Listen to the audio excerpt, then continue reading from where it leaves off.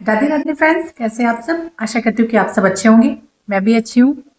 दोस्तों, आज मैं आप सबको सत्संग की महिमा के बारे में बताने जा रही हूँ कि सत्संग की क्या महिमा है, क्यों हमें सत्संग करना चाहिए, अच्छे लोगों की संगति क्यों करनी चाहिए और उसका क्या फल मिलता है। ये आज मैं आपको इस वीडियो में बताऊंगी। तो वीडियो को पूरा देखिएगा। बहुत सी चीज़ें हैं जो आपको अच्छी लगेंगी सुनने में।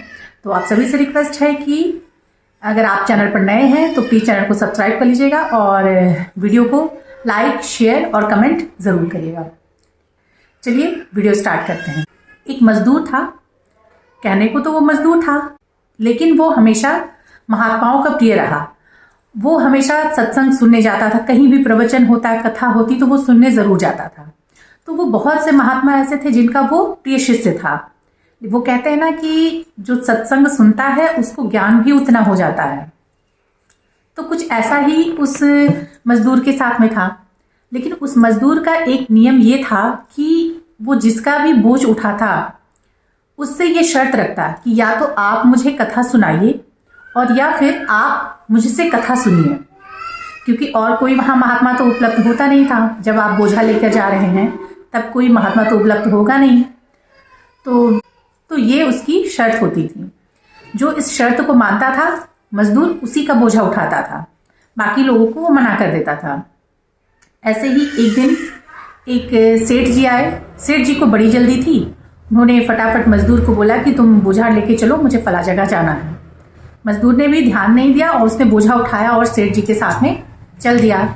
आधे रास्ते पहुंचने के बाद मजदूर को याद आया कि उसने तो सेठ जी को शर्त बताई ही नहीं। उसने बोझा नीचे रख दिया और सेठ जी को कहा कि सेठ जी, मैं जल्दीबाजी में भूल गया, लेकिन मेरी एक शर्त होती है कि मैं उसी का बोझ उठाता हूँ जो या फिर सत्संग सुने और या फिर सत्संग सुनाए। तो या तो आप मुझे कोई कथा सुनाइए और या फिर आप सुनिए। सेठ जी भी थोड़ा जल्दी में थे, बोले ठीक है तुम ही सुनाओ। रास्ते भर मजदूर ने सेठ जी को कथा सुनाई। जब सेठ जी अपने घर पहुंचे तो उसकी मजदूरी दी और जब वो जाने लगा तो उसने पूछा, मजदूर ने सेठ जी से पूछा कि आपको सत्संग में कुछ समझ में आया, आपको अच्छा लगा सत्संग सुनने में। सेठ जी ने जो जवाब दिया उसको सुनकर मजदूर बहुत दुखी हुआ।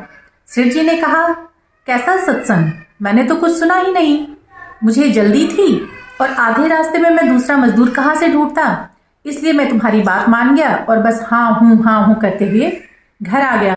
मजदूर उस सेठ जी को देखते हुए सोचने लगा कि कितना अभागा मनुष्य है, इसको फ्री में सत्संग सुनने को मिल रहा था और इसने इस अवसर को खो दिया। बहुत दुखी हुआ और सेठ जी को देखते हुए बोला, सेठ जी, कल रात 8 बजे तक आपकी मृत्यु हो जाएगी। अगर 8 से 8:15 भी हो जाए तो मेरी गर्दन कटवा दीजिएगा। मजदूर ने इतने विश्वास और इतने ओज के साथ में ये बात कही कि सेठ जी अंदर तक कांप गए। वो डर गए और वो डर के मजदूर के पैरों में गिर गए। वो मजदूर नहीं था, वो भक्त था। वो मजदूर नहीं था, वो भक्त था। सेठ जी उस भक्त रूपी मजदूर के पैरों में गिर गए और उससे बोला कि तो आप भी बताइए कि अब मैं क्या उपाय करूं। तो उस मजदूर ने सेठ जी से कहा कि जब आपकी मृत्यु हो जाए और यमदेव आपको लेके जाएं तो वो आपसे पूछेंगे कि आपको पाप का फल भोगना है पहले या पुण्य का फल पहले भोगना है। तो आप उनसे कहिएगा कि मुझे पाप का फल भोगना है, लेकिन मैं अपने पुण्य का फल देखना चाहता हूं। इतना कहकर वो मजदूर चला गया। दूसरे दिन नियत समय जैसा उस मजदूर ने कहा था, सेठ जी की मृत्यु हो गई। सेठ जी जब यमराज के पास पहुंचे तो यमराज ने उनसे पूछा कि आप पाप का फल पहले भोगना चाहते हैं या पुण्य का। सेठ जी को मजदूर की बात याद थी। उन्होंने कहा कि मैं पाप का फल भोगने से इनकार तो नहीं करता, लेकिन मैं पुण्य का फल भोगना नहीं चाहता हूँ, मैं अपने पुण्य का फल देखना चाहता हूँ। अब यमलोक में ऐसी तो कोई व्यवस्था है नहीं, आपको पाप का फल भोगना पड़ता है और पुण्य का फल भी भोगना पड़ता है, देखने की कोई व्यवस्था नहीं थी। यमराज जी परेशान। तो यमराज जी और चित्रगुप्त दोनों उस व्यक्ति को लेकर धर्मराज के पास गए। धर्मराज भी बड़े धर्म संकट में, क्योंकि ऐसी कोई व्यवस्था उनके पास भी नहीं थी। फिर वो तीनों उस आत्मा को लेकर परमेश्वर के पास गए, परमपिता परमेश्वर जिनके दर्शन से समस्त पापों का नाश हो जाता है, उनके पास लेकर गए। वहां पे गए तो तीनों ने बताया कि इस आत्मा ने, इस मनुष्य ने ऐसी इच्छा जाहिर की है कि ये अपने पापों को तो भोगना चाहता है लेकिन अपने पुण्य को देखना चाहता है। तो आप बताएं कि अब हम क्या करें इनका। तो परमपिता मंद मंद मुस्कुराए और यमराज, धर्मराज और चित्रगुप्त से बोला कि आप तीनों जाइए और अपना अपना काम संभालिए, और उस व्यक्ति को अपने सामने खड़ा कर लिया। उस व्यक्ति ने कहा, सेठ जी ने कहा कि प्रभु, मुझे अपने सत्संग का, अपने पुण्य का फल भोगना नहीं है, मैं उसे देखना चाहता हूं।